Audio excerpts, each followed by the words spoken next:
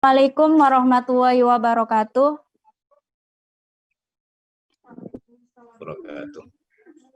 Selamat siang semuanya. Alhamdulillah wa kafa, wassalatu wassalamu ala sayyidinal mustafa wa ala alihi wa sahbihi ahli sidki wal wafa amma ba'dah.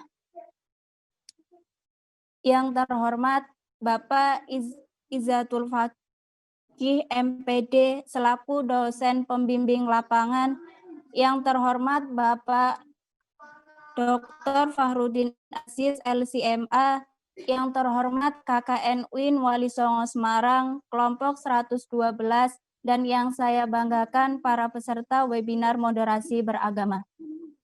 Pertama dan yang paling utama, marilah kita panjatkan puja dan puji syukur kita kehadirat Allah Subhanahu wa Ta'ala yang telah melimpahkan rahmat dan karunia-Nya, sehingga pada kesempatan siang hari ini kita dan teman-teman dapat berkumpul bersama untuk mengikuti webinar moderasi beragama dalam keadaan sehat walafiat.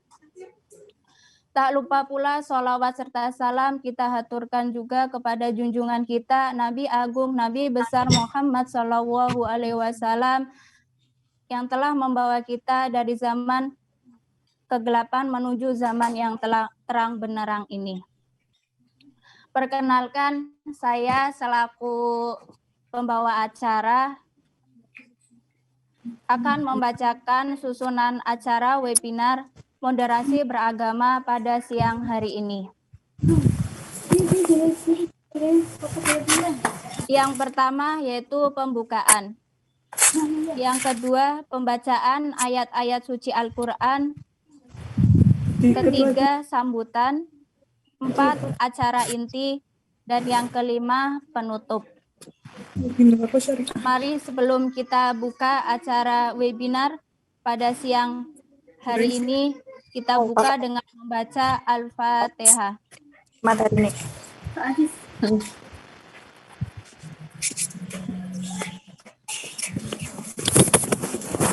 Amin.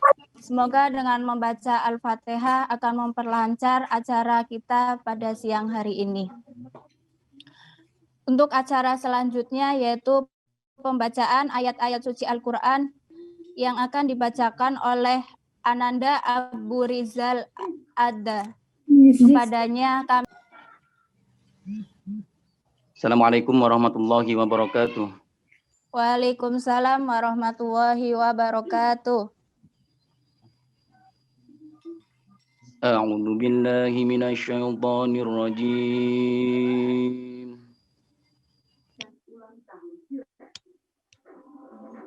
Bismillahirrahmanirrahim. Allah. Wasari'u ila maghfiratin mir rabbikum wa jannah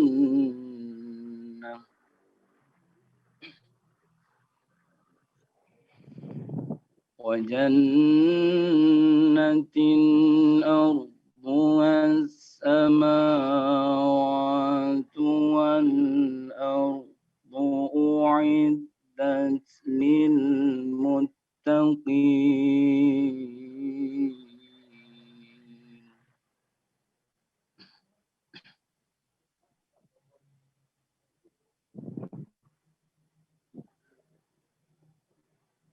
وَسَارِعُوا إِلَى مَغْفِرَةٍ مِّن رَّبِّكُمْ وَجَنَّةٍ أَرْضُهَا السَّمَاوَاتُ وَالْأَرْضُ أُعِدَّتْ لِلْمُتَّقِينَ.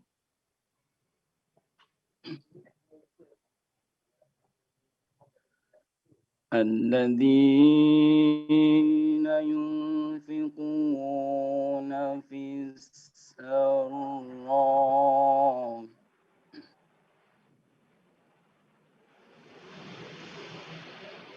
الذين ينفقون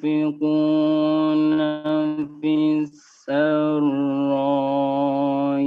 والضراء والكاظمين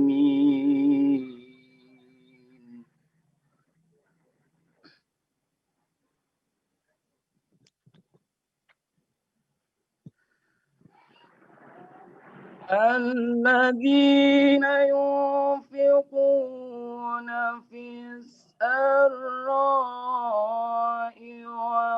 والضراء والكاظمين الغيظ والعافين عن الناس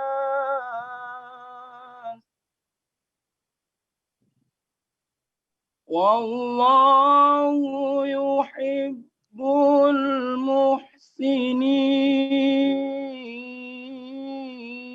المحسنين صدق الله العظيم اللهم صل وسلم على سيدنا محمد وعلى آل سيدنا محمد. Wassalamualaikum warahmatullahi wabarakatuh. Waalaikumsalam warahmatullahi wabarakatuh. Terima kasih kepada Ananda Rizal yang telah membacakan ayat-ayat suci Al-Quran. Semoga baik yang membaca maupun yang mendengarkan mendapat pahala dari Allah Subhanahu wa Ta'ala. Amin, amin ya Rabbal Alamin.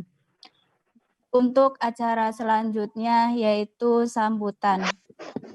Sambutan yang pertama oleh Ketua dari Devi.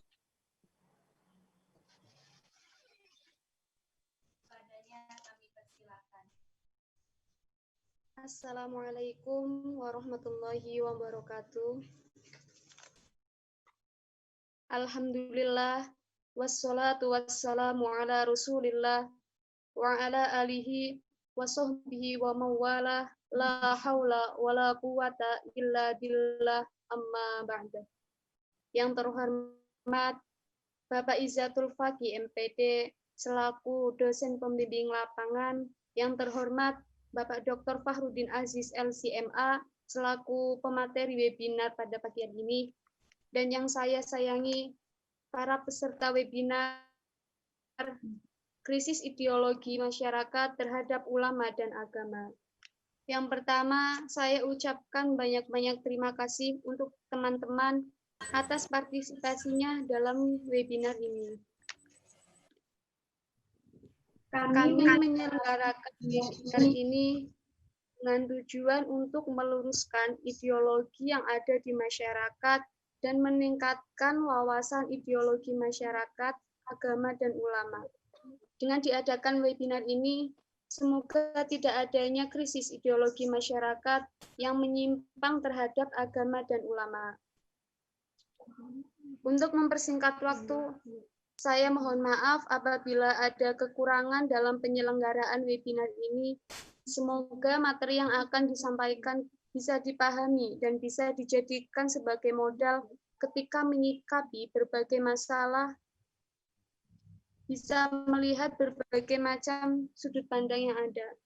Terima kasih. Wassalamualaikum warahmatullahi wabarakatuh. Waalaikumsalam warahmatullahi wabarakatuh. Terima kasih kepada Mbak Laili yang telah menyampaikan beberapa sambutannya. Oke, untuk teman-teman semuanya, jadi tadi telah disampaikan oleh ketua kita dari divisi program bahwa diadakannya webinar ini itu bertujuan supaya para peserta itu ideologi kita terhadap ulama dan agama itu tidak menyimpang. Itu harapannya kami peserta semua bisa menata niat dalam mengikuti webinar pada siang hari ini.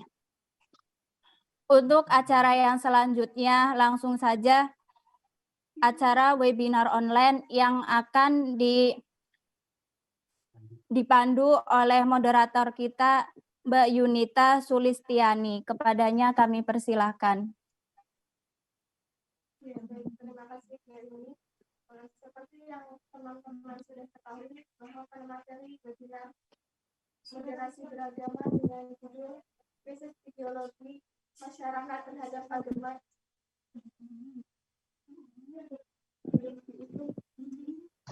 Oke, baik. Terima kasih kepada Mbak Ilmi. Seperti yang teman-teman sudah ketahui, untuk acara webinar moderasi beragama dengan judul Krisis Ideologi Masyarakat Terhadap Agama dan Ulama akan diisi oleh narasumber kita. Sekaligus saya akan bacakan CV dari beliau. Nama Dr. Fahrudin Aziz LC MSI, tempat tanggal lahir Jepara 11 September 1981, alamat BSD Village Cluster Aurora Garden Plot 3E nomor 8 Bubakan Mijen Semarang. Untuk email beliau fahrudin.81@gmail.com.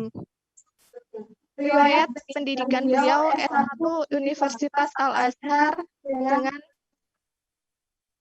jurusan Syariah Islamiyah tahun 2003, S2 IAIN Wali Songo jurusan Hukum Islam tahun 2010, S3 UIN Wali Songo Semarang Hukum Islam 2015. Untuk pengalaman pelatihan atau workshop dari narasumber 2 tahun terakhir, yang pertama pelatihan dan sosialisasi hak konstitusional warga Indonesia di Mahkamah Konstitusi tahun 2008, pelatihan Maharah Al-Kalam wa Al-Qiraah Yayasan Abdul Yatama tahun 2019, dan workshop penyusunan materi IMKA PBB UIN Wali Songo tahun 2019. Kepada beliau, Bapak Fahrudin Aziz, dipersilahkan.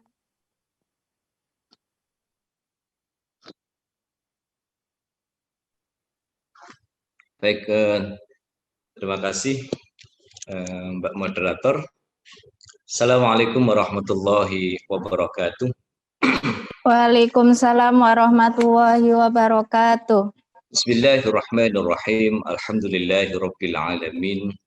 Assalatu wassalamu ala asyrafil anbiya wal mursalin wa ba'd. Yang saya hormati Bapak Izzatul Faqih MPD selaku DPL untuk KKN reguler 75 Posko 112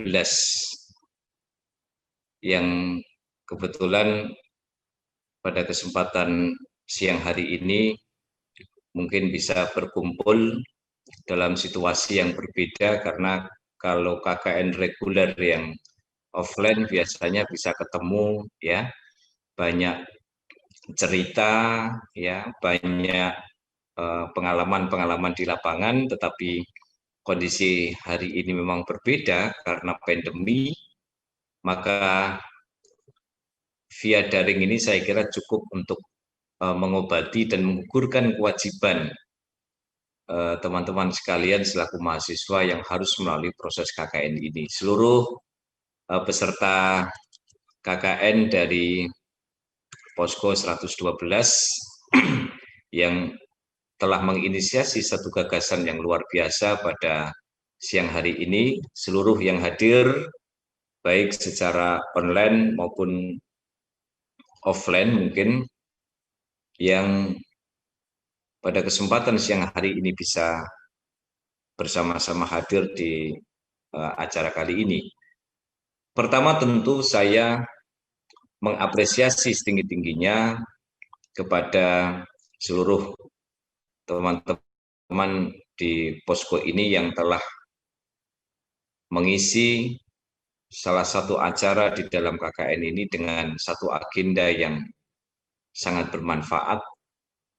Berbicara tentang moderasi beragama ini memang topik yang tidak pernah ada kata usai, termasuk bagaimana kita merumuskan moderasi beragama itu sendiri, bagaimana kita memahami moderasi, dari mana kita memulai, lalu bagaimana kita mengaplikasikannya, lalu kemudian apa strategi yang harus kita siapkan, ini tentu topik yang tidak hanya cukup dalam 1 kali atau 2 kali webinar, tetapi pada webinar kali ini saya mencoba untuk menakar terlebih dahulu moderasi beragama, karena ini menjadi dasar, ya. Ini merupakan kajian ontologis dan epistemologis yang penting untuk kita ketahui, sehingga moderasi ini dapat kita maknai secara proporsional dan fungsional. Saya katakan secara proporsional itu karena kalau kita bicara moderasi, sebenarnya moderasi itu apa sih? Ini kan kemudian menjadi pertanyaan besar. Ya. Lalu kemudian secara fungsional, untuk apa kemudian kita bicara tentang moderasi? Tadi saya sudah mengirimkan materi ke Mbak Yunita. Mungkin operator bisa mempresent materi ini dalam bentuk PowerPoint mungkin? Bisa teman-teman? Bisa ya? Oke. Baik. Teman-teman sekalian, saya mengambil judul makalah atau PowerPoint saya kali ini adalah tentang menakar moderasi beragama. Bagaimana kita menakar? Bagaimana kita merumuskan moderasi beragama itu sehingga rumusan definisi ini, rumusan pemaknaan tentang moderasi ini benar-benar fungsional dan mampu menjadi piranti untuk menciptakan kemaslahatan pada level yang besar. Baik, slide bisa dilanjutkan. Pada page yang pertama, di situ saya tekankan bahwa keragaman adalah the given. Jadi kalau bahasa the given ini berarti bahwa manusia itu tercipta beragam, secara natural maupun secara nurtural. Kalau natural itu berhubungan dengan biologis, tapi kalau secara nurtural itu non-biologis, di mana manusia itu tercipta dalam kondisi beragam. Fisik beda, karakter, ras, agama, kebudayaan, dan sebagainya. Anda bisa lihat bagaimana ada seorang anak lahir dari rahim yang sama, bapaknya sama, ya. Anak kembar sekalipun, itu saja masih banyak sekali perbedaan-perbedaan. Sidik jarinya berbeda, mungkin ya, bentuk rambutnya berbeda, kulitnya berbeda. Maka kalau kita katakan bahwa keragaman itu adalah the given, ini adalah sesuatu yang alamiah. Artinya bahwa hal pertama, fondasi pertama yang harus kita letakkan ketika bicara tentang moderasi, bahwa perbedaan itu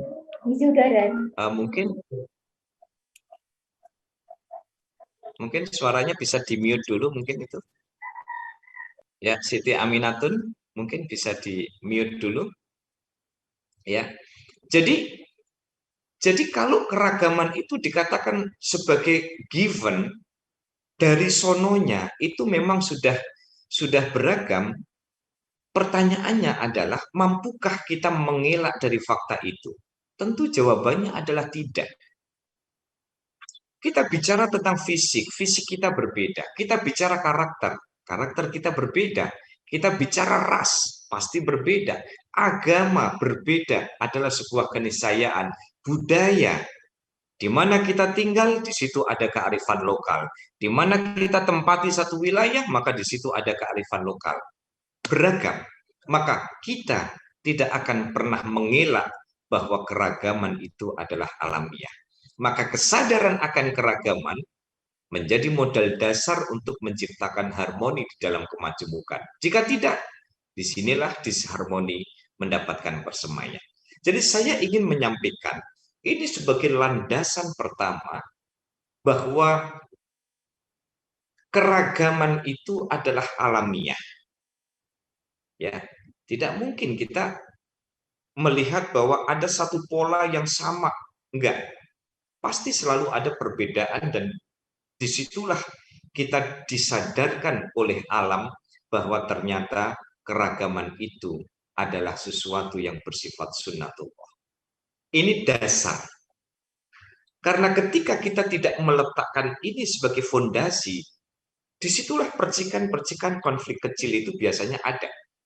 Ketika ini tidak kita tempatkan sebagai asas bicara tentang moderasi, mau teori setinggi apapun, ya, buku sebanyak apapun kita bicara tentang moderasi, kita bicara tentang wasatiyah, tetapi kalau dasar pemikiran ini tidak kita pahami secara proporsional, disitulah akan terjadi masalah. Baik, slide yang kedua, silakan. Pada slide berikutnya, saya ingin bagaimana kita melihat. Lihatlah peta dunia ini. Di manakah kita? Teman-teman coba cari di mana peta Indonesia. Ya. Sudah ketemu ya. Kalau Anda sudah ketemu, coba yang memegang kursor itu coba dilingkari di mana peta Indonesia. Coba Mas atau Mbak yang pegang kursor atau operator ya. Cari mungkin peta bisa, Indonesia, Mas Rafid. ya, coba Mas Rafid, di mana peta Indonesia? Loh. Ya, di mana? Oh, Mas Rafid mungkin lagi makan ya mungkin ya. Ya, ini ya. Masih proses. Ya. Jadi sekarang di mana kita? Teman-teman coba mari kita merenung. Jadi kita bicara moderasi beragama ini secara filosofis ya, supaya persoalan-persoalan yang tadi Anda kemukakan, ada krisis ideologi, ada krisis akhlak terhadap ulama, ini semua kan harus kembali dari asas. Kalau asas ini terjawab, kalau dasar ini dipahami, kalau landasan ontologis ini bisa dipahami secara baik, maka persoalan-persoalan yang ada itu akan muncul. Ya, jawabannya. Kita lihat posisi kita ada di Indonesia. Itu sudah dilingkari pakai warna merah. Tapi kita harus sadar bahwa ternyata Indonesia itu begitu kecil jika kita harus ya dampingkan dengan negara-negara yang lain. Anda bisa lihat begitu besarnya negara Rusia, begitu besarnya negara Australia, Kanada, Amerika, dan negara-negara yang lain. Anda lihat ada yang warna pink, ada yang warna ungu, ada yang warna kuning, ada yang warna hijau, ada yang warna putih, ada yang macam-macam. Ya, Anda lihat Greenland, Denmark itu warna putih. Ya, besar juga negaranya. Di manakah kita? Kita adalah bagian dari mereka dan kita adalah bagian dari miliaran manusia sedunia. Maka bisa Anda gambarkan ya, bagaimana ketika kita yang kadang satu rumah, satu rahim, satu bapak, satu ibu, ya, di situ diberikan banyak sekali perbedaan-perbedaan warna kulit, dialek, dan sebagainya. Bagaimana kalau kemudian kita hadirkan entitas kita di tengah miliaran manusia sedunia? Ini memastikan kepada kita, maka jangan sekali-kali kita mengelak bahwa keragaman ini adalah sebuah keniscayaan di dalam kehidupan. Mari, slide berikutnya. Pada slide berikutnya, setelah kita melihat bagaimana posisi kita, saya, kamu, kita, dan mereka, silakan dilanjutkan slide berikutnya. Kita lihat bagaimana kemudian Allah Subhanahu wa Ta'ala sudah memberikan satu nas. Bismillahirrahmanirrahim. Ya ayyuhan nasu inna khalaqnakum min dzakarin wa untha wa ja'alnakum syu'uban wa qabaila lita'arafu. Wahai manusia, kami Allah ciptakan kalian semua itu dari pertemuan laki perempuan, menjadikan kalian bersuku-suku, ya, berkelompok-berkelompok, supaya apa? Lita'arafu. Kita lihat bahwa kata-kata lita'arafu itu adalah satu kalimat yang mengandung makna upaya untuk menciptakan harmoni, untuk mengenal, menciptakan harmoni, saling memahami, ya, saling melengkapi, saling menambal kekurangan. Itu lita'arofu, tafa'ul. Di situ ada sinergi antara dua belah pihak atau lebih. Artinya bahwa kalau kita bicara keragaman, ini sesungguhnya sudah dinas di dalam Quran. Ada laki, ada perempuan. Ya, kalau ada yang bainal manzilata ini, kemudian ada antara laki-laki dan perempuan, ya, misalnya siang jadi Aziz, kalau malam jadi Azizah, sudah. Itu bagian dari komunitas lain. Tetapi secara prinsip bahwa manusia itu diciptakan laki-laki dan perempuan. Siapa yang mau mengelak? Ketika laki-laki dan perempuan kemudian terjadi pernikahan, ya, kemudian memiliki keturunan, hingga akhirnya apa? Terciptalah satu komunitas masyarakat. Mereka kemudian bermetamorfosa menjadi satu kelompok-kelompok kecil, ya. Kelompok-kelompok ini masing-masing punya budaya. Kelompok-kelompok ini kemudian memiliki kearifan lokal yang tidak sama. Dan apa yang harus kita lakukan? Yang harus kita lakukan adalah lita'arofu. Yuk kita saling memahami. Yuk kita saling bisa melengkapi apa yang kurang. Yuk kita bisa memahami bahwa ini adalah sebuah sunatullah. Jelas, clear.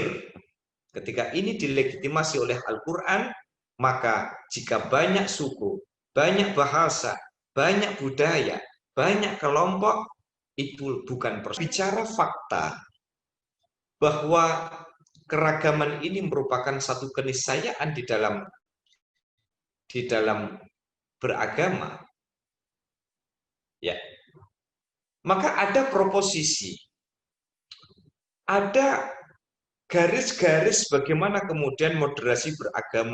Setelah kita memahami bahwa keragaman itu adalah sunatullah, maka modal dalam menghadapi keragaman adalah moderasi. Apa moderasi itu? Moderasi itu adalah kemampuan menerima perbedaan untuk mengurangi potensi konflik. Itu ada file kecil-kecil apa ini? Coba diminimize. Coba diminimize dulu itu. Ya. Jadi modal dalam menghadapi keragaman adalah moderasi, yaitu kemampuan menerima perbedaan untuk mengurangi potensi konflik yang dapat mengarah kepada kekerasan. Coba lihat kalimat ini. 1. Kemampuan menerima perbedaan. Ya. Bukankah beda itu indah? Ketika seluruh unsur itu berasal dari material yang berbeda dan dia kemudian terpadu menjadi satu, bukankah ini akan menghasilkan satu produk yang luar biasa? Ya, ketika Anda masak, air datang, kemudian sayuran datang, ada gula, kemudian ada apa? Ada garam, ada daging, ya, ada masako, ada macam-macam. Ya, menerima perbedaan. Ketika kemudian dalam konteks beragama misalnya, ketika kita melihat orang sholat, ya, orang sholat, ada yang kalau Anda lihat video, Allahu Akbar, ada yang begini, Allahu Akbar, ada yang begini, Allahu Akbar, ada yang begini, ya.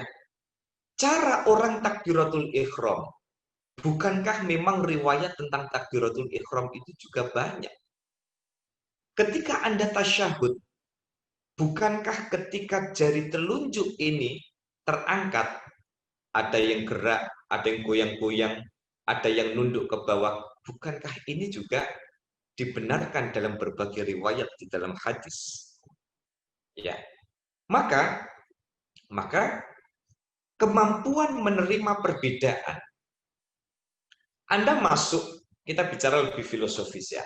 Ketika Anda masuk ke dalam satu warung, ya, ketika Anda masuk ke dalam satu warung bersama teman Anda. Kebetulan Anda penyuka mie ayam.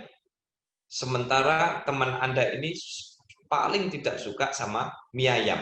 Ketika masuk ke dalam warung, lalu menu yang tersaji itu mie ayam. Bukankah ini berkah bagi Anda, tetapi tidak bagi teman Anda? Ya, coba.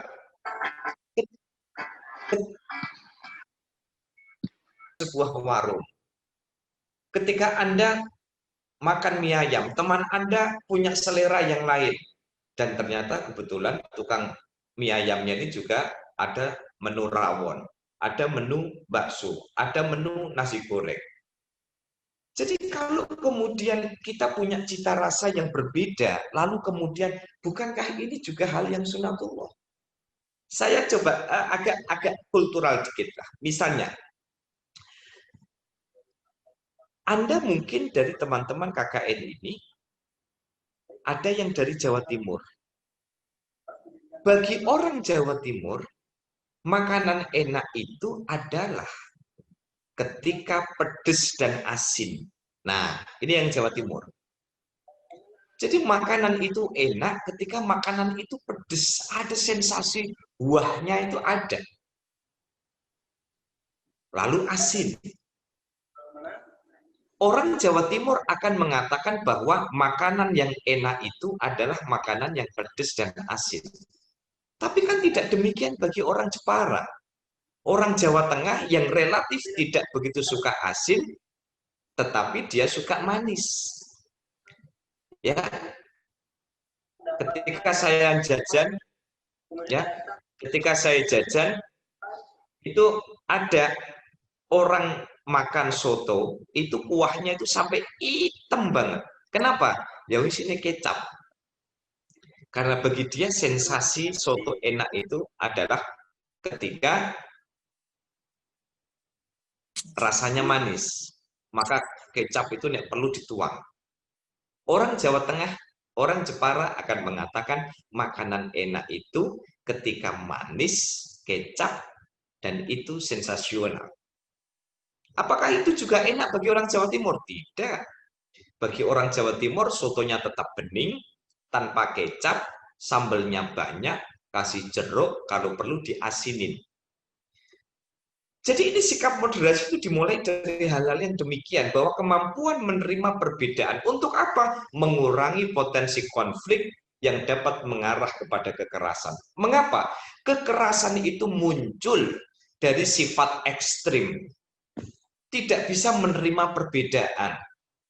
Ya, ngotot.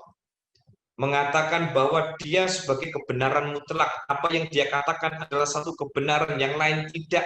Ini loh, biasanya itu konflik itu mulai dari sini. Dan konflik ini jika berkembang biak, maka dia dapat mengarah kepada kekerasan. Dan ini berlaku pada semua aspek, agama, budaya, dan politik. Nah, maka pada konteks beragama, moderasi beragama itu diartikan sebagai kemauan dan kemampuan menerima ragam kebenaran yang bertolak dari universalitas ajaran agama. Teman-teman, mari kita lihat, moderasi beragama itu diartikan sebagai kemauan. Kemauan untuk menyadari bahwa keragaman adalah sunatullah. Kemauan untuk memposisikan bahwa orang yang tidak sama dengan kita itu adalah saudara, bukan musuh. Kemauan untuk arif dalam bersikap. Kemauan untuk jadi kemauan untuk memposisikan bahwa keragaman itu adalah sebuah sunatullah. Dan kemampuan. Apa bedanya? Kalau kemauan itu berhubungan dengan sikap. Tapi kalau kemampuan itu berhubungan dengan skill, kompetensi. Orang yang berpikiran luas, orang yang bacaan fikihnya banyak, usul fikihnya matang, maka dia nggak kaget lihat orang sholat beda-beda dikit nggak apa-apa. Kenapa? Beda dalam urusan ibadah, itu dalilnya banyak. Tetapi konflik gara-gara beda, itu yang tidak ada dalilnya. Maka di sini saya menggarisbawahi ada kemauan dan ada kemampuan. menerima ragam kebenaran yang bertolak dari universalitas ajaran agama. Di mana-mana yang namanya agama itu baik isinya, berisi keluhuran. Yang nggak benar itu adalah cara pemeluk agama memahami sebuah konsep beragama. Jadi terjadi reduksi makna. Nah ini bisa kita lihat bahwa ketika moderasi itu diukur dari dua hal, kemauan dan kemampuan. Kemauan menyadari bahwa keragaman adalah sunatullah, dan kemampuan bahwa di dalam bersikap moderat itu juga diperlukan ilmu pengetahuan yang memadai. Makanya kenapa kemudian taklid itu ya sebisa mungkin diperketat, karena apa? Karena berpotensi kemudian menimbulkan ya satu fanatisme yang kemudian tidak memberikan ruang dalam keberbedaan itu. Jadi dari sini jelas saya kira teman-teman bahwa moderasi beragama itu ukurannya adalah dua, kemauan dan kemampuan. Kemauan meletakkan perbedaan sebagai rahmat, dan kemampuan di mana kita bersikap moderat bukan hanya bicara semangat, tetapi bicara juga tentang fondasi-fondasi ilmu pengetahuan. Lanjut.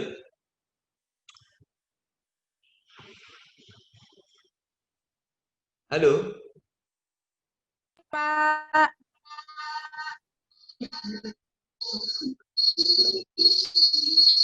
Selanjutnya, teman-teman sekalian, mengenai proposisi moderasi beragama, apa sih sebenarnya patokan-patokan yang bisa kita jadikan sebagai pegangan agar moderasi beragama itu bisa tercipta? Pertama, agama adalah rahmat bagi semesta. Maka kalau kemudian ada agama, lalu dia menciderai rasa kemanusiaan, menciderai rasa keadilan, nggak usah bicara agama. Agama itu adalah rahmat. Ya, maka kalau ada kemudian persoalan, itu bukan agamanya, tetapi itu berhubungan dengan pemeluk agama.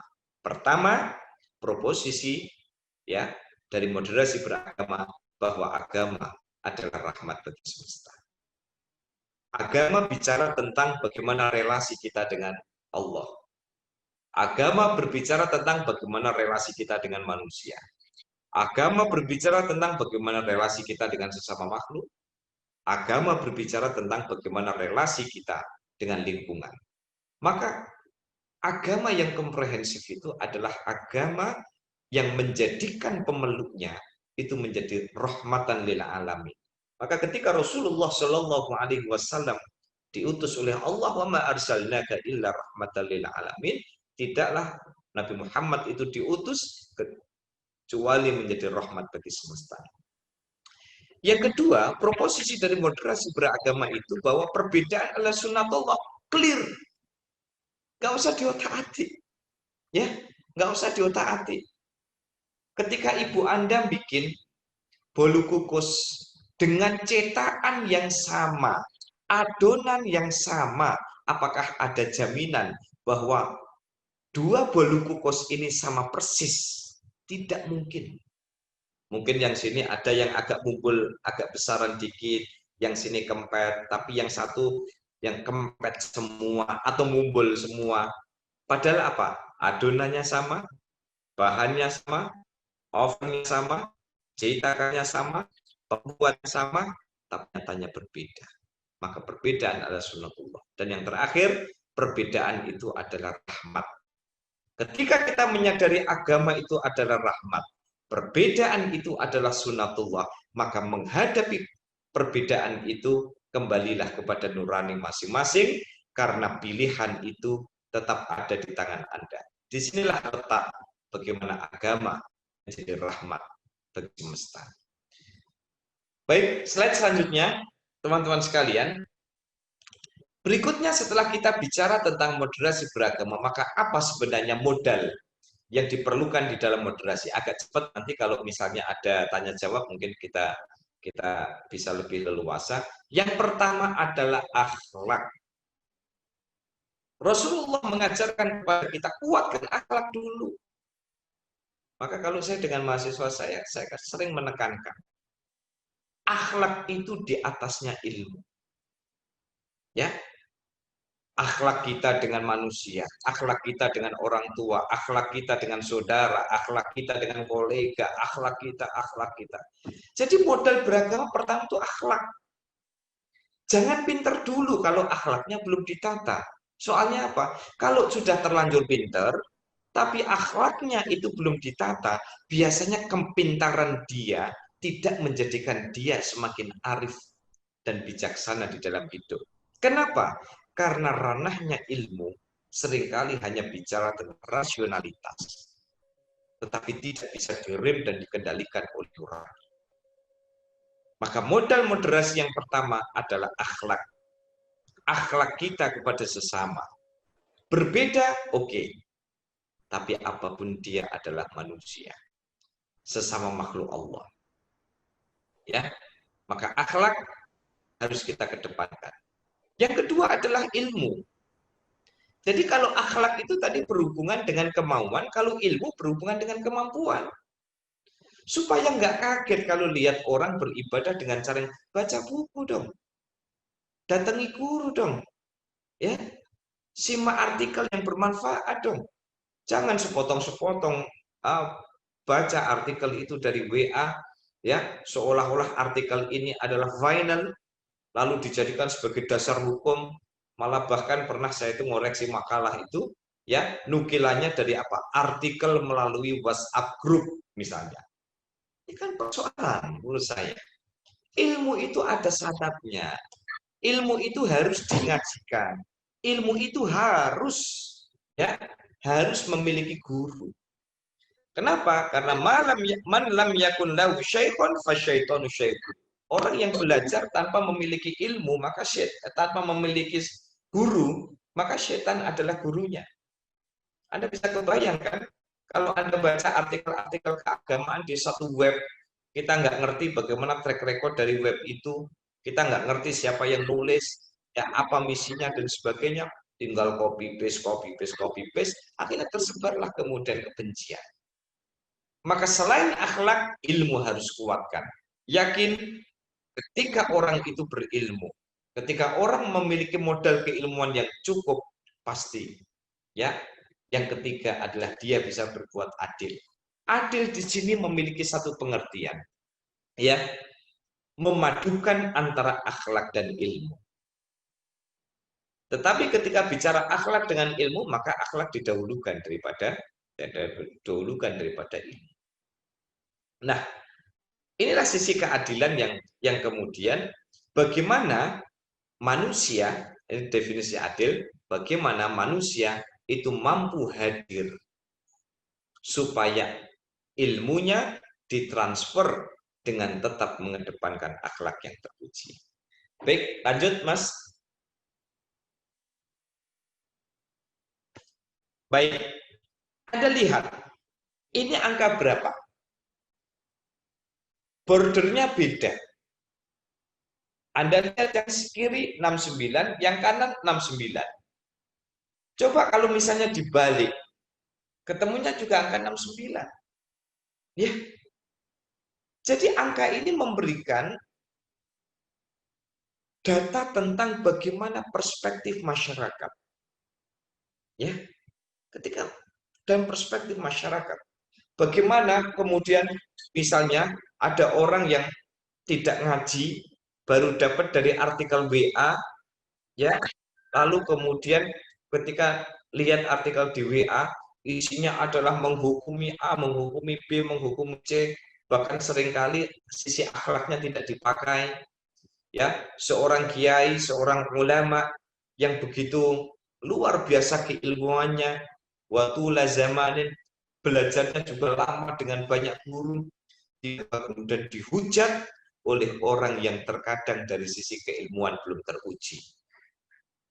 Ya, kalau kemudian ada orang misalnya beribadah dengan menggunakan mazhab tertentu berbeda dengan apa mazhab yang saya lakukan misalnya, sudah, bukankah itu hanya soal perspektif? Tujuannya kan sama, menuju Allah Subhanahu wa Ta'ala. Ada perbedaan bagaimana cara, ya, memahami Quran. Ada perbedaan bagaimana cara memahami hadis. Ada perbedaan cara bagaimana kita menuju kepada Allah. 69, jika Anda balik, ketemunya juga angka 669. Orang sholat begini, kamu sholat begini, toh juga kembalinya kepada Allah. Mereka ternyata punya dalil, kamu punya dalil. Nah ini. Maka kalau saya tanya, ini angka berapa? Anda akan jawab 69. Ketika dibalik angkanya menjadi berapa? Sama, yaitu 69. Ini memberikan satu pelajaran bahwa ini adalah bicara tentang perspektif. Ya, bahwa kita memiliki perspektif yang berbeda pada objek yang sama dengan tujuan yang sama. Lanjut. Nah, pada slide berikutnya, setelah kita bicara tentang ilustrasi angka ini, ya, kita lanjut pada konflik agama. Jadi konflik agama itu ada yang konflik internal, ada konflik eksternal. Konflik agama yang internal ini ya satu agama, tapi di situ terjadi friksi. Ya. Tapi kalau konflik eksternal itu adalah konflik yang berhubungan dengan agama lain. Ya. Oke, lanjut. Nah,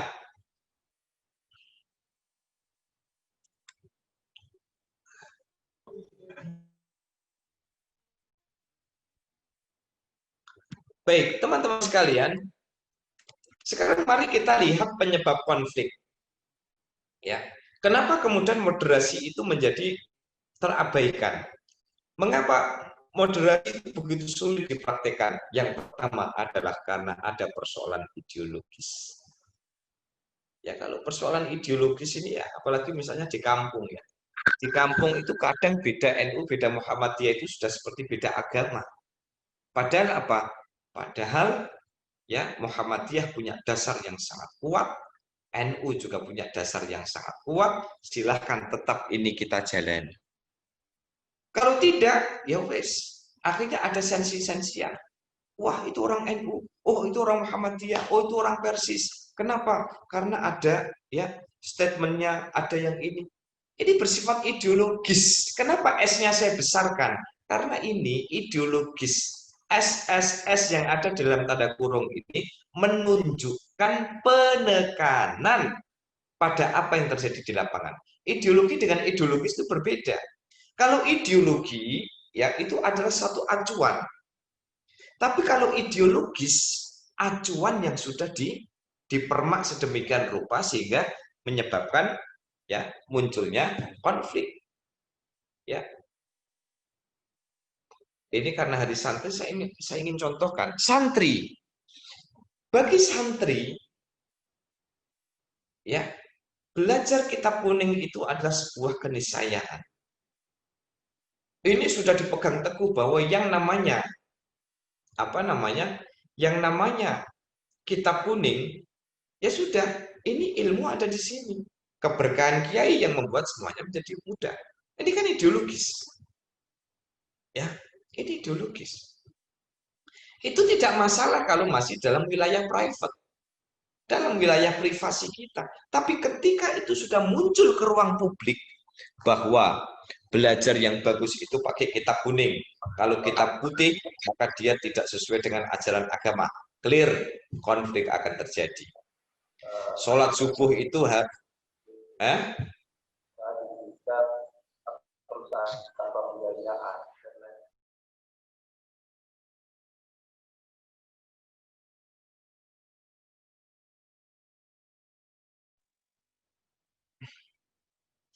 kita bicara tentang ideologis. Kalau kita bicara tentang ideologi S, itu artinya apa? Ada sesuatu itu yang direkayasa sehingga itu menjadi sentimen. Saya contohin. Allahu Akbar. Orang kunut. Ya, setelah rukuk kemudian kunut. Si A berpandangan bahwa subuh itu harus kunut. Sementara si B itu berpandangan dari buku yang dia baca, ya subuh itu boleh tidak kunut. Nah, ketika orang yang berkunut menjadikan kunut ini menjadi sesuatu yang sangat ideologis yang harus dipaksakan kepada pihak lain, disinilah kemudian konflik akan terjadi. Ya, maka Konflik ini akan muncul ketika segala sesuatunya itu dianggap sebagai hal-hal yang berbau ideologis, hal-hal yang dianggap sudah final. Berikutnya adalah ekonomis. Teman-teman sekalian, kita lihat bahwa fenomena hari ini, konflik itu sebenarnya tidak semata-mata karena faktor semata-mata karena faktor ideologis. Ada faktor ekonomis yang harus dibuka. Ya, bahwa kegelisahan orang untuk memenuhi kebutuhan ekonomi itu seringkali membuat orang ya berpikiran menjadi tidak netral. Karena dia ekonominya kurang, lalu kemudian ikut kepencut dengan ajaran apa. Sudah mulai menyalah-nyalahkan orang. Ya. Atau dia secara ekonomi kurang, sementara kebutuhan yang dia butuhkan itu sangat banyak, ya. Akhirnya apa? Akhirnya kemudian dia mencoba untuk ya bergabung dengan orang-orang yang seidi. Jadi yang pertama ideologis, yang kedua ekonomis. Kalau kita bicara ekonomis itu adalah kita bicara tentang teori pasar. Bahwa ada model ketika satu kelompok mengusung satu materi tertentu untuk ditabrakkan kepada kelompok yang lain. Si A, si B ditabrak. Siapa yang tepuk tangan? C. Kenapa?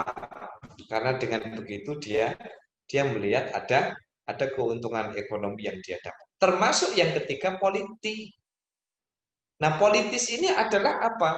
Ada rekayasa kekuatan besar. Bisa jadi, semoga ini salah, bisa jadi konflik antar umat beragama itu adalah konflik yang by design. Dia didesain oleh kelompok-kelompok besar. Ya.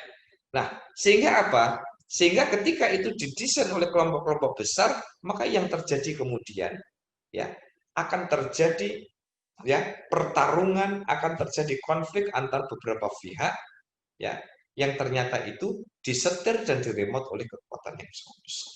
Nah, pada aspek ini saya ingin mengomentari ya karena ini lebih bersifat ontologis.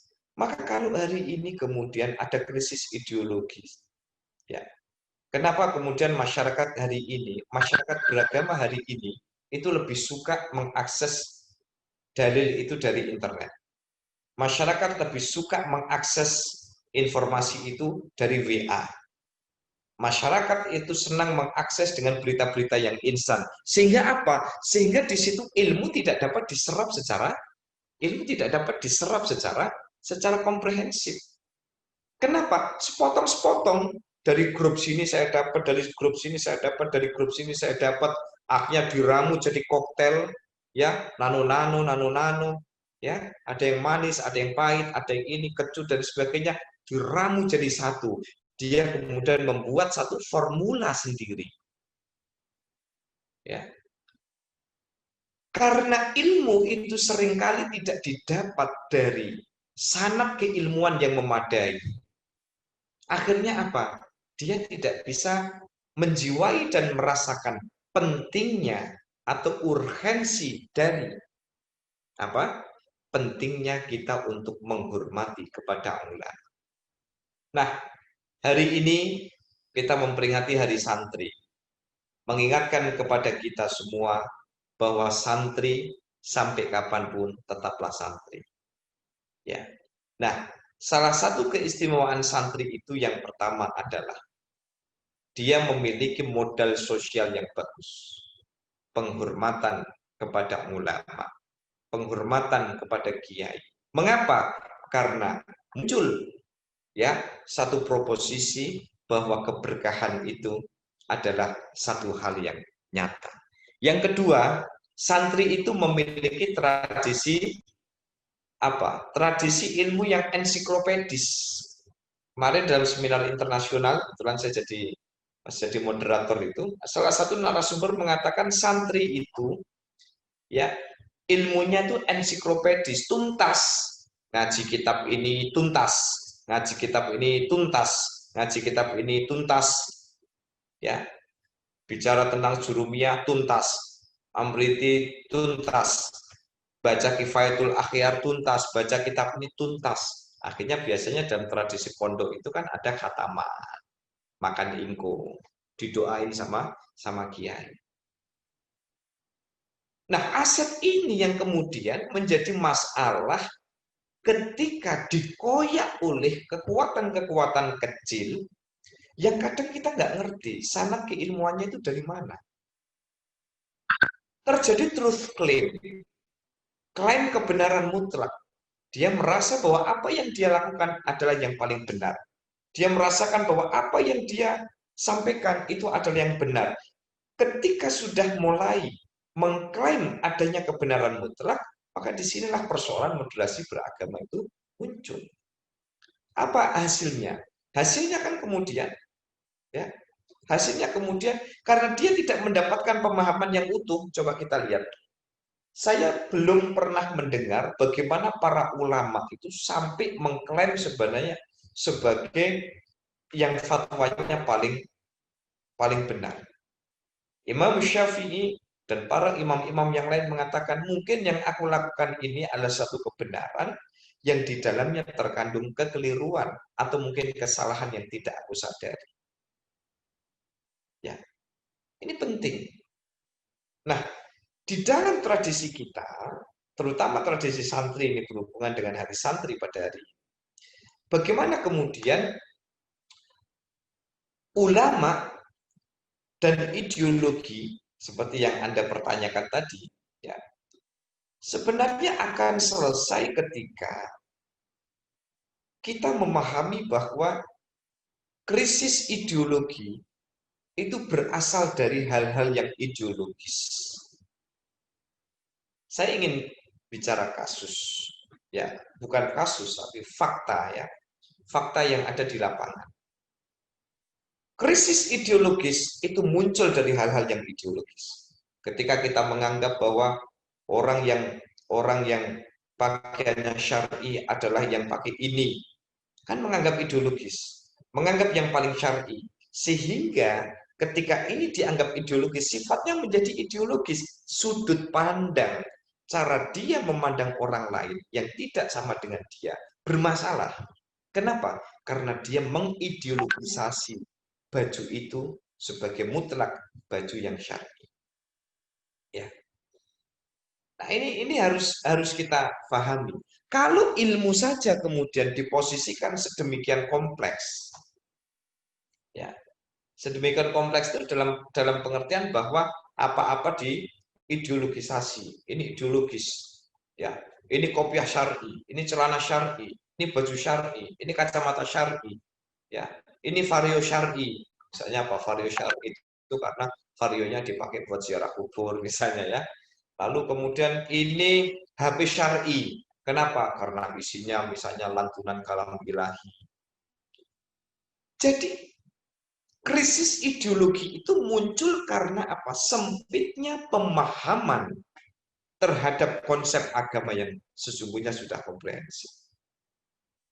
Nah, jadi masalah. Coba kita lihat lagi misalnya. Ini ilustrasi moderasi beragama itu misalnya. Bedakan antara, kalau mungkin yang di antara Anda yang pernah jadi mahasiswa saya, mungkin pernah saya berikan materi, bedakan antara mana Islam dan mana pemikiran keislaman. Islam bicara tentang, kalau kau mau sholat, tutuplah auratmu.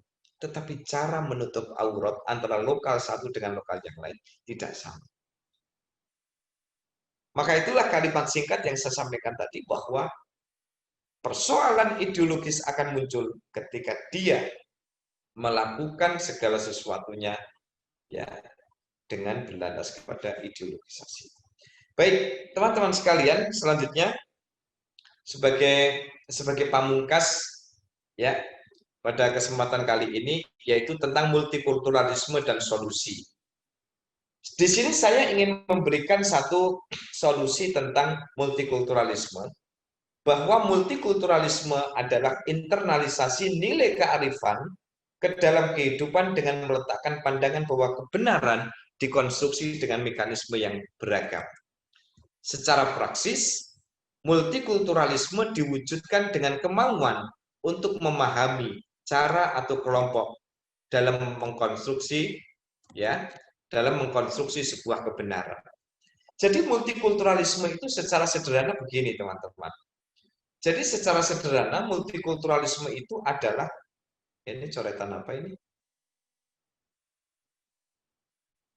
Jadi multikulturalisme itu adalah kemauan untuk memahami bahwa orang punya cara untuk mengekspresikan sebuah kebenaran. Ya. Jadi multikulturalisme itu adalah menggabungkan antara unsur ideologi dengan unsur budaya. Orang Arab ketika datang ke Indonesia, orang Arab pakai jubah, orang Indonesia pakai sarung, cap gajah berdiri misalnya. Ya. Karena dia capek duduk sehingga gajahnya berdiri. Nah, orang multikulturalisme dapat dipraktekkan dengan apa? Internalisasi nilai kearifan. Ada kebijaksanaan. Orang Arab datang bawa jubah, melihat orang Indonesia pakai sarung. Oh, berarti di Indonesia supaya auratnya tertutup, dia pakai sarung. Ya, dia pakai sarung. Ini multikulturalisme. Jadi secara ideologis, dia memahami bahwa jubah dengan sarung itu nggak masalah, ya. Tapi kita disatukan oleh kesamaan untuk sama-sama menutup aurat. Maka multikulturalisme ini adalah menghadirkan kemauan untuk memahami cara orang atau kelompok dalam mengkonstruksi sebuah kebenaran. Ya. Jadi kita lebih dalam lagi memahami bahwa orang itu berbeda karena dia masing-masing punya latar belakang. Nggak usah jauh-jauh lah. Misalnya Anda ini ya, rata-rata misalkan semester berapa ini? Misalkan ini semester 9 atau semester 7. Lagi KKN. Ada sampai nggak mau pacaran. Ada sampai nggak mau nikah. Kenapa? Ternyata dia punya latar belakang pernah disakiti sama cowoknya. Ya, kalau makan berdua nasinya suka diambil sama cowoknya. Pesen es teh sendiri, es tehnya dihabisin sama cowoknya. Akhirnya apa? Akhirnya dia waktu ikrar, aku benci cowok. Semuanya dimakan misalnya kan. Ini latar belakang. Maka kalau kemudian ada orang suatu hari dia tidak nikah. Kenapa sih Mbak kok tidak nikah? Kita tidak cepat-cepat menjustifikasi. Kamu menyalahi sunnah Rasul ini. Ya, kamu menyalahi sunnah Rasul tidak nikah. Tidak. Kalau dia punya sifat yang multikultural, dia memahami mungkin ada latar belakang masalah yang menyebabkan dia tidak nikah. Mungkin ada situasi konflik batin yang membuat dia tidak. Maka dengan kata lain, multikulturalisme itu adalah satu sikap memahami bahwa masing-masing orang punya cara untuk mengkonstruksi kebenaran. Dan yang terakhir, sebagai penutup, saya ingin memberikan sebuah refleksi ya terkait dengan materi pada kesempatan kali ini. Anda lihat bagaimana gajah ini dipegang oleh 5 orang yang sama-sama ditutup matanya. Mereka sama-sama tidak tahu gajah itu seperti apa. Maka 5 orang buta, 5 orang yang matanya ditutup, masing-masing ketika dia memegang fisik gajah itu, tentu dia akan mendefinisikan seperti yang dia alami. Yang bagian depan, kebetulan ketika megang gajah, dia ternyata megang belalai. Lalu dia menyimpulkan, gajah itu apa? Gajah itu adalah benda, hewan yang memanjang, ya kecil, besar dan memanjang. Oh, ternyata gajah itu belalai. Yang bagian bawah megang kepalanya, tidak begitu panjang tapi besar. Megang kakinya, karena dia megang kaki. Ya, karena yang satu megang ekor, yang satu megang gading, yang satu megang punggungnya. Orang akan punya kesimpulan yang berbeda. Perbedaan kesimpulan itu disebabkan oleh ketidakmampuan menguatkan SDM dengan ilmu yang memadai. Makanya saya punya satu tesis bahwa orang yang berpikiran luas, dia akan bersikap luwes. Jangan sekali-kali berpikiran bebas ketika Anda belum berpengetahuan luas. Jangan sampai kemudian fenomena seperti orang buta pegang gajah ini terjadi. Orang itu menafsirkan sesuai dengan kadar keilmuan yang dia miliki. Semakin sempit keilmuan yang dia miliki, semakin besar pula rasa fanatisme dia. Nah, moderasi dikoyak oleh sikap-sikap yang demikian. Ya, makanya tidak sedikit satu fenomena karena persoalan ilmu. Dia tidak lagi menghormati ulama. Persoalan ilmu dia lebih percaya kepada Google daripada ulama. Gara-gara kurang ilmunya, akhirnya apa? Dia menganggap bahwa satu artikel yang dia baca adalah satu kebenaran yang sangat mutlak.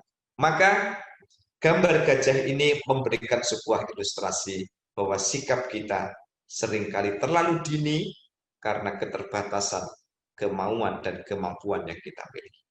Dan yang terakhir, teman-teman sekalian, sebagai refleksi pada pertemuan siang hari ini, yang pertama, realitas tidak sebatas idealitas kita. Jangan pernah menuntut orang untuk ideal seperti yang Anda inginkan. Seperti saya contohkan awal tadi, orang Jawa Timur tidak perlu memaksa orang Jawa Tengah untuk mengatakan bahwa makanan enak itu adalah pedas dan asin. Sebaliknya, orang Jawa Tengah tak perlu pula memaksa orang Jawa Timur untuk mengatakan bahwa makanan enak itu adalah manis. Realitas tidak sebatas idealitas kita. Jadi jangan mengidealkan dunia untuk ideal seperti Anda, tetapi yang bisa Anda lakukan adalah jadilah pribadi yang adaptif, yang bisa menyesuaikan dalam segala ruang dan waktu. Yang kedua, persoalan yang muncul itu bermula dari reduksi makna ke dalam pengalaman parsial. Seperti yang saya sampaikan tadi, ya, seringkali orang itu memahami agama itu hanya sepotong. Yang sepotong itu kemudian apa? Yang kemudian dijadikan sebagai pegangan. Sehingga ketika ada orang yang tidak sama dengan dia, jotos, konflik, kiai nggak sama dengan saya, kiai salah. Kamu tidak sama dengan saya, you masuk neraka, saya masuk surga. Apa nggak takut dia masuk surga sendirian? Wong surga itu besarnya luar biasa. Jadi persoalan muncul ini karena apa? Kita mereduksi makna. Kita memperkosa makna Quran.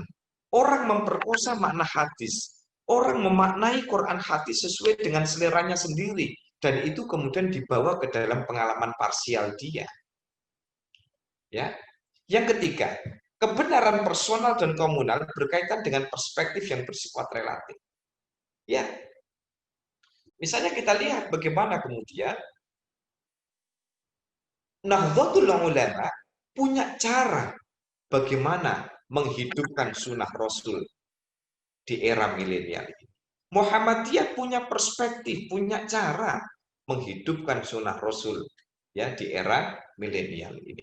Persis, Wasliyah, Nahdlatul Wathon dan sebagainya bicara tentang kebenaran tentu disesuaikan dengan porsi perspektif yang dia miliki. Dan yang terakhir, mendesain bangunan persaudaraan lebih substantif dari sekedar menganggap orang lain sebagai saudara. Maaf, itu ada tambahan tulisan dikit di belakang, nanti dihapus saja. Jadi kita perlu mendesain.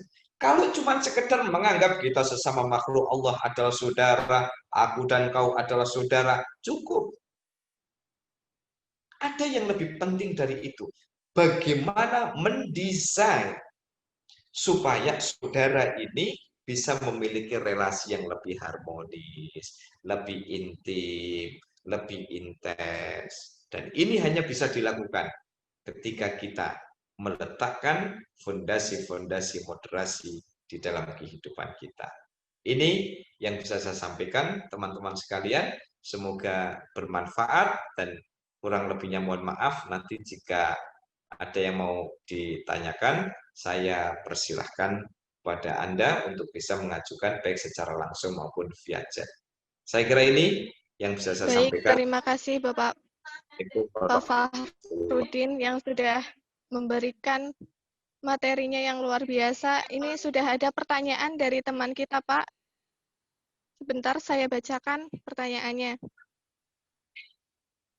Dari Saudara Risma Rahmatika, saya ingin bertanya, jika dalam suatu daerah terdapat budaya yang tidak sejalan dengan agama, apa yang harus kita lakukan?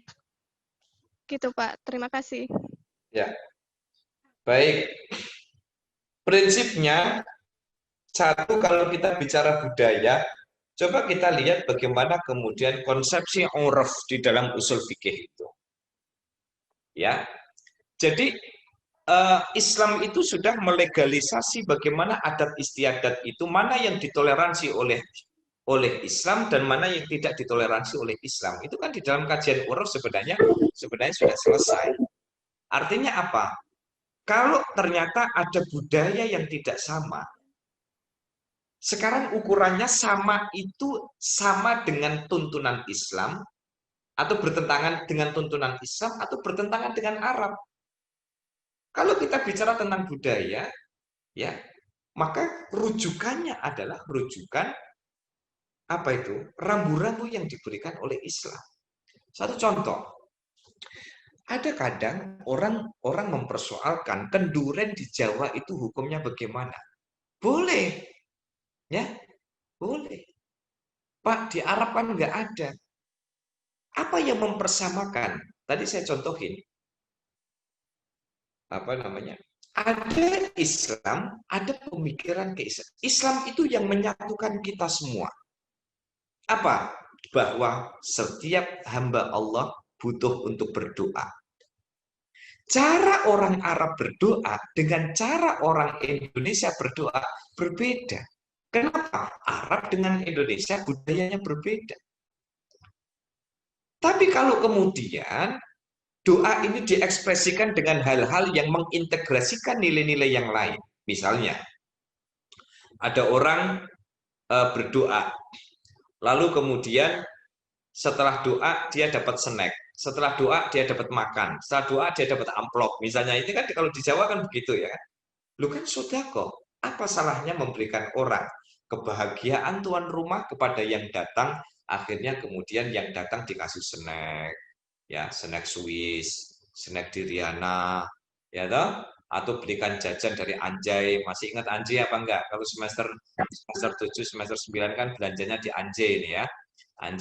Anjay Anda sekarang sudah dibongkar, ya, sudah dibongkar, mungkin mau dibongkar lebih besar, misalnya. Jadi budaya ini hanya berbeda selama tidak bertentangan dengan syarak. Jadi ukurannya bukan bertentangan dengan Arab, tetapi bertentangan dengan Islam. Apa yang budaya yang bertentangan dengan Islam? Menyekutukan Allah, maksiat, ya kan, mabuk-mabukan, kecampuran hal-hal yang dapat menimbulkan kemaksiatan. Maka hal ini menjadi persoalan.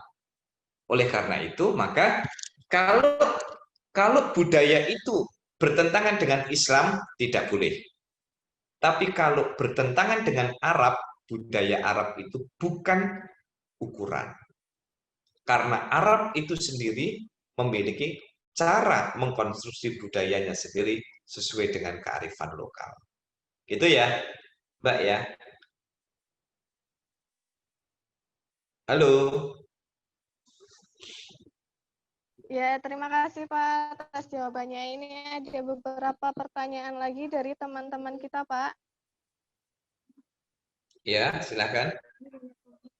Ya, yang pertama dari Vibratama. Ini dari IAIN Tulungagung. Pertanyaannya, bagaimanakah seharusnya kita bersikap terhadap ulama yang malah tidak memberikan contoh moderasi beragama yang baik? Contohnya seperti kita lihat di televisi atau media sosial, ada ulama yang malah memecah belah umat Islam sendiri untuk kepentingan tertentu, seperti kepentingan politik. Nah, di sisi lain, kita juga diharuskan untuk memuliakan ulama, namun di sisi lain kita tidak setuju dengan apa yang dilakukan.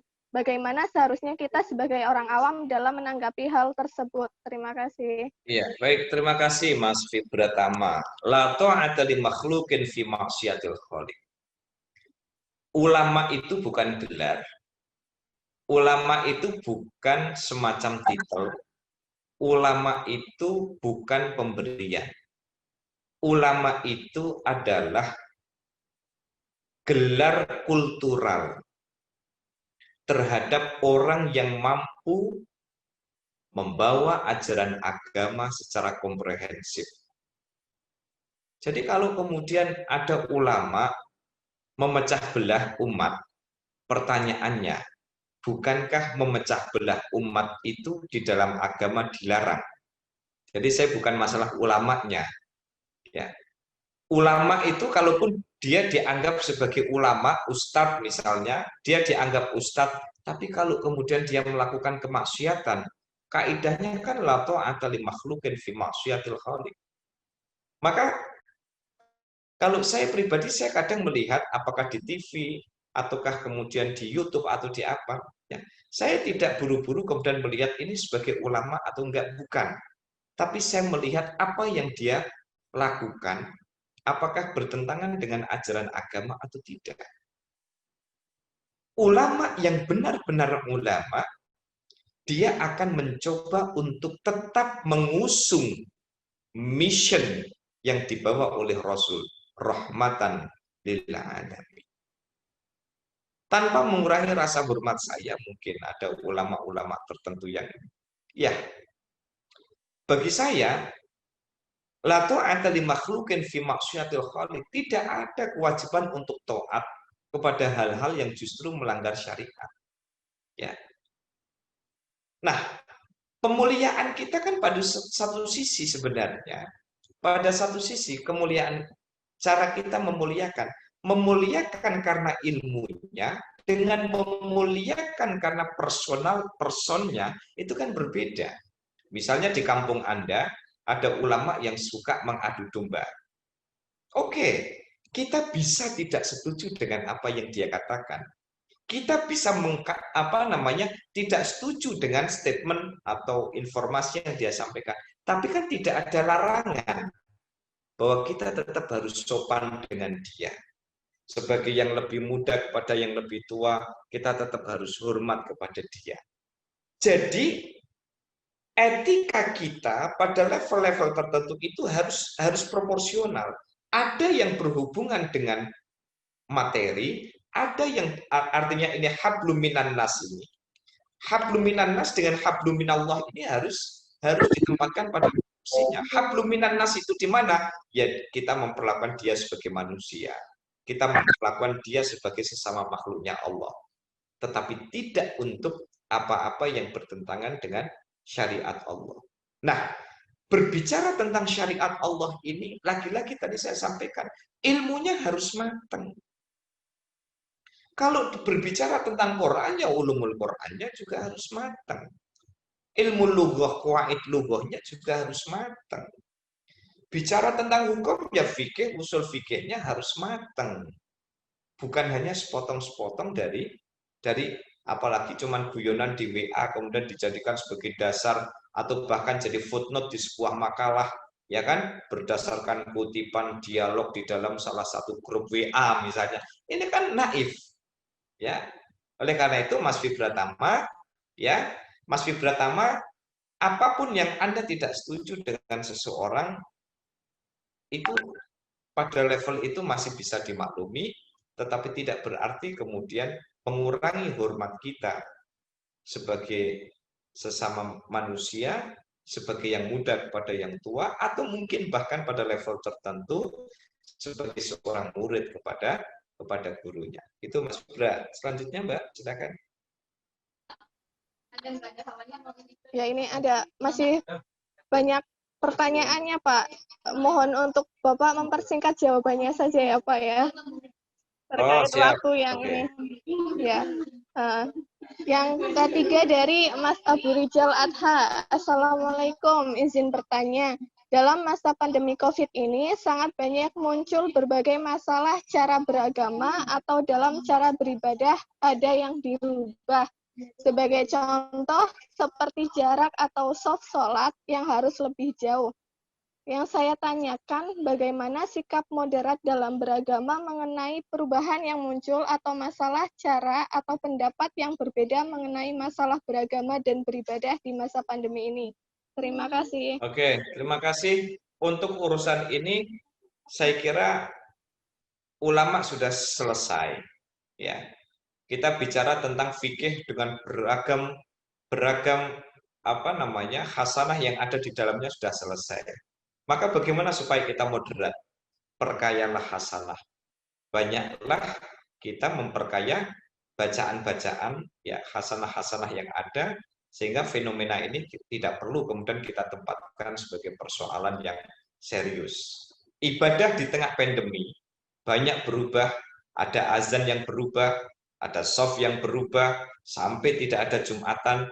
Ini sudah selesai dibahas oleh para ulama, ya. Maka sikap moderat itu adalah mari terus belajar sehingga kita arif menghadapi perbedaan ini.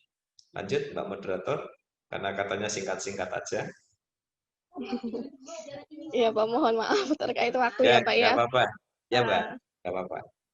Ya, selanjutnya ada pertanyaan dari Mas Saifullah Fatah.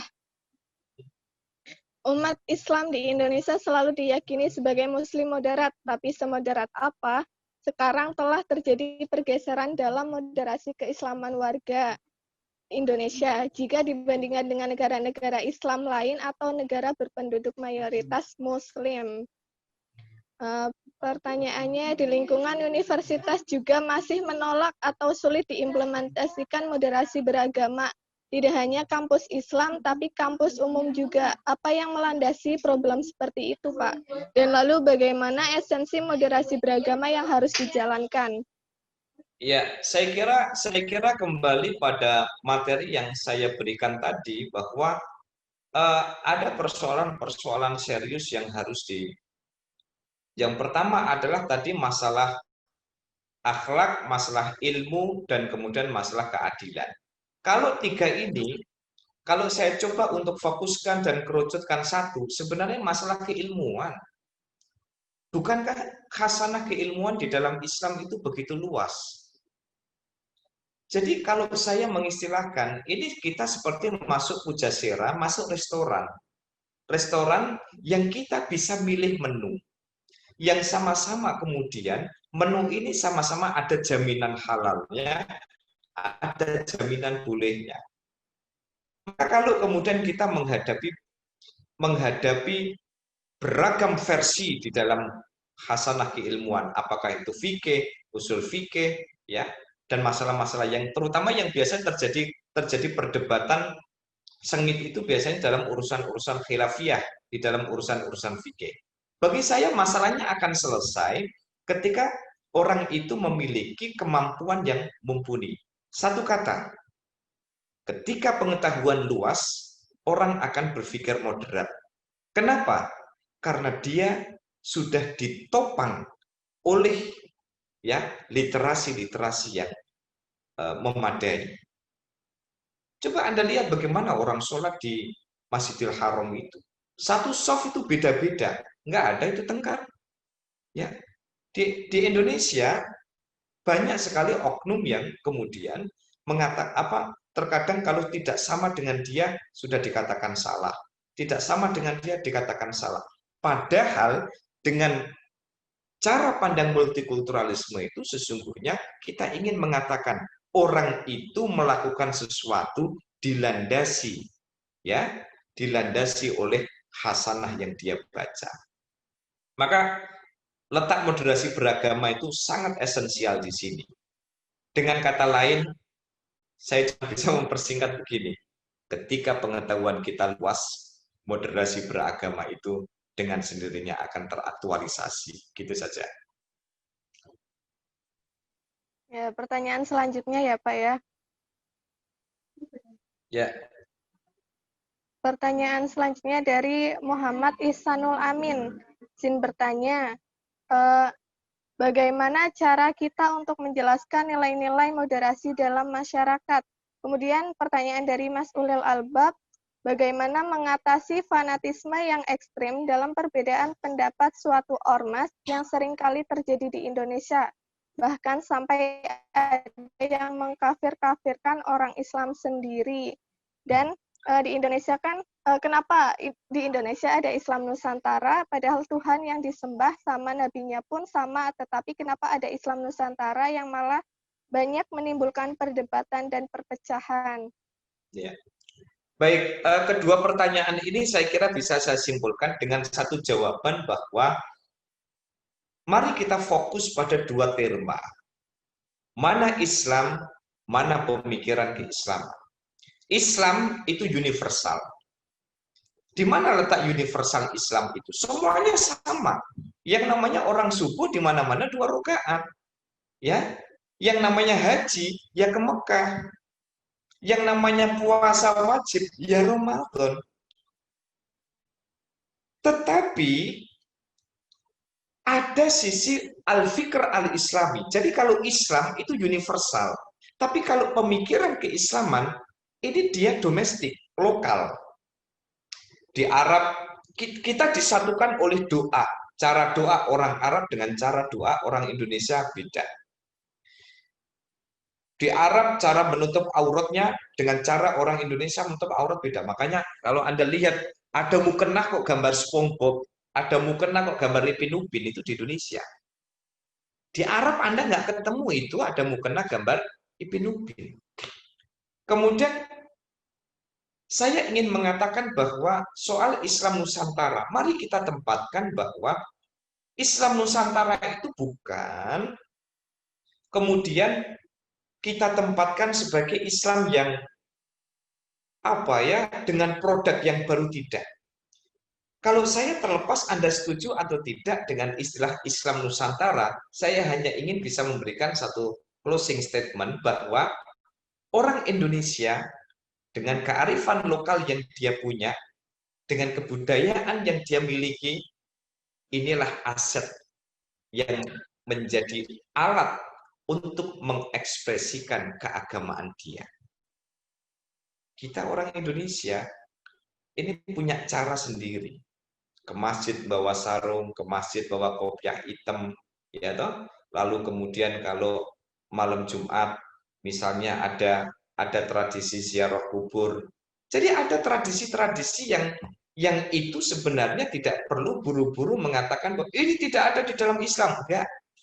Kalau kita sudah selesai menginterpretasikan kata Islam dan al-fikr al-islami, maka dua pertanyaan ini termasuk dalam topik kita hari ini tentang moderasi beragama akan selesai. Syaratnya satu, pahami distingsi antara dua kata ini. Satu, al-Islam, dua, al-fikr al-islami. Maka ini akan menimbulkan efek yang luar biasa, tidak hanya memperkaya hasanah, tetapi memperkaya sudut pandang kita tentang bagaimana keragaman di dalam beragama. Gitu Mbak Moderator? Karena waktunya mepet ya, jadi mungkin sedikit agak kurang leluasa. Gak apa-apa. Oke, saya kembalikan kepada Mbak Moderator. Terima kasih Pak. Ini masih satu lagi pertanyaan terakhir dari Mas Yuda Wirapratama. Mengenai refleksi poin ketiga, bagaimana caranya mengatasi perbedaan perspektif antara personal dengan komunal yang bersifat relatif. Tolong dijelaskan dengan contoh implementasi nyatanya. Kebenaran personal dan komunal berkaitan dengan perspektif yang bersifat relatif. Saya sederhana saja. Misalnya Anda lihat NU dengan Muhammadiyah. Tidak perlu buru-buru bicara tentang salah dan benar. Karena NU itu punya landasan ya bagaimana beragama dengan manhaj dia. Muhammadiyah itu juga punya landasan dengan manhaj dia. Persis juga punya manhaj ya yang disesuaikan dengan platform manhaj dia. Maka NU Muhammadiyah Persis tidak perlu saling menyalahkan. Semuanya benar, hanya menempuh cara yang berbeda. Ya, hanya menempuh cara yang berbeda. Misalnya dalam masalah kunut, riwayat jelas, ada yang mengatakan kunut, ada yang tidak memakai kunut, selesai, clear. Yang jadi masalah itu mempersoalkan kunut, tapi dia sendiri nggak subuhan. Nah, ini masalah. Ya. Kemudian ada yang kemudian mengatakan nanti dalam NU bahwa habis sholat itu kemudian ada doa-doa yang dibaca dengan jari ini. Loh, itu kan rentetan riwayatnya juga banyak. Ya, dari para ulama, al-ulama warasatul anbiya. Tapi kemudian kelompok ormas tertentu memilih untuk sir, tidak jahar. Tidak salah juga. Artinya bahwa konstituen yang sudah terangkum di dalam satu organisasi, itu dia akan membawa idealitas ya komunal, idealitas organisatoris yang melandasi sikap dan perilaku dia di dalam kehidupan. Sikap kita tidak perlu menyalahkan, tetapi cukup memahami bahwa saya dan Anda punya cara berbeda, punya landasan berbeda di dalam mengkonstruksi sebuah kebenaran. Saya kira itu, Mbak.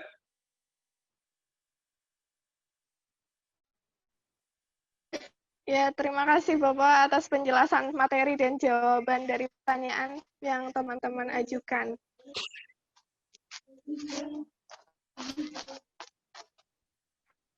Ini acara sudah selesai, Bapak. Terima kasih atas kesempatan dan kehadirannya buat mengisi webinar yang sudah kami selenggarakan dari Posko 112. Terima kasih kepada Pak Farudin Aziz yang telah menyampaikan materi dan kepada moderator yang telah memandu acara sehingga webinar ini berjalan dengan lancar. Baiklah para peserta webinar, di akhir webinar ini marilah kita tumbuhkan kesadaran tentang keragaman sebagai modal dalam memahami moderasi beragama. Terima kasih kepada peserta yang sudah berpartisipasi dalam acara ini. Saya sebagai pembawa acara mohon maaf apabila ada tutur kata saya yang salah. Mohon kiranya untuk dimaafkan. Marilah kita tutup acara ini dengan membaca hamdalah. Alhamdulillah. Alhamdulillahirrahmanirrahim. Istighfar 3 kali dan doa kafaratul majlis. Ya. Wabillahi taufiq wal hidayah. Wassalamualaikum warahmatullahi wabarakatuh. Waalaikumsalam. Baik, saya pamit dulu teman-teman. Oke, Pak, terima kasih saya mohon maaf. banyak. Sampai ketemu lagi. Ya. Ya, baik. Assalamualaikum. Waalaikumsalam. Untuk peserta webinar, untuk tetap di kita sesi foto bersama. Mohon untuk aktifkan videonya. Tadi sama bapaknya nggak?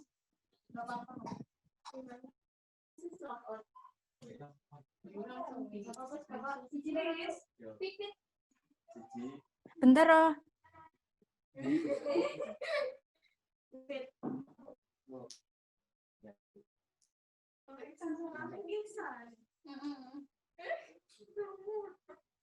Satu, 2, 3.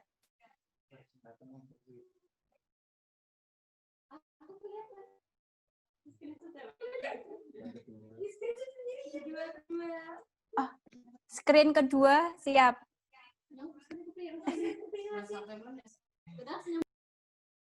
Teman semua. Berpartisipasi.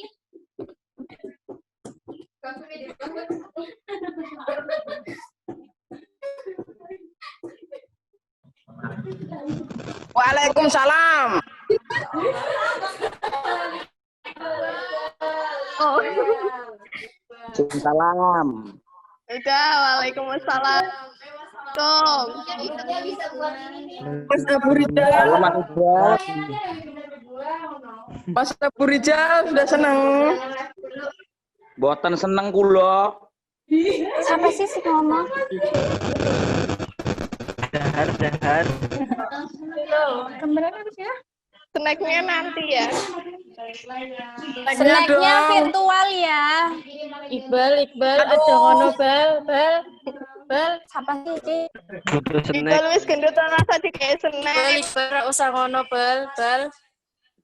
Sertifikat ya. OTW diisi absen